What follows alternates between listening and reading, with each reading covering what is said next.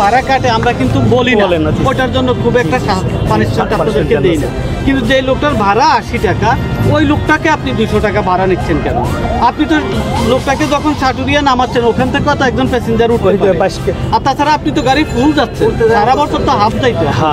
আর এখন স্যার ওইভাবে সিটিং করে দিচ্ছে, এখন স্যার একদম সিটিং করে কোনো যাত্রী লুক করতে দেন না স্যার। এখান থেকে সিটিং করার পরে না, আপনি এখান থেকে সিটিং আপনার কে পারমিশন দিছে? আমি তো আপনাকে রুট পারমিট দিছি, এখান থেকে সাটুরিয়া যাবেন, সাটুরিয়া থেকে নাগরপুর যাবেন, অথবা সাটুরিয়া থেকে পাটুরিয়া ঘাট যাবেন।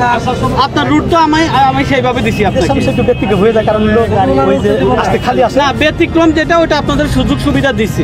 যেমন এই গাড়ি আমি চাইলে কিন্তু আপনি এখন যাইতে পারবেন না, কিন্তু আমার যেটা সুবিধা আপনি দিতে হবে সেটা আমার প্যাসেঞ্জারদের আপনি সুবিধা দিতে হবে, তাদের উপর আপনি অতিরিক্ত ভাড়াটা আদায় করতে পারবেন। আপনার একটা সুবিধা আমি দিছি, ঠিক আছে? আপনারা যারা আছেন নর্মাল যাত্রী সবাই যেটা লিগ্যাল ভাড়া এটা দিয়ে গাড়িতে উঠবেন। এরপরে যদি আপনারা কোনো ধরনের কমপ্লেইন পান, আমাদের বিআরটি এর মোবাইল কোড আছে এখানে, এই যে আমাদের আর্মির সদস্যরা আছে এখানে, আর্মি অফিসাররা আছে, আপনার পুলিশ আছে, আপনারা তাদেরকে জানাবেন, আমরা সাথে সাথে তাদের বিরুদ্ধে 5,000 টাকা জরিমানা। এটা কিন্তু আমি জরিমানা করিনি, আপনারা সতর্ক করছি যে আপনি আপনার অপরাধটা স্বীকার করেছেন, এজন্য আমি আপনাকে ছেড়ে দেবো। আপনারা সবাই গাড়িতে উঠেন, আমরা তো সবাই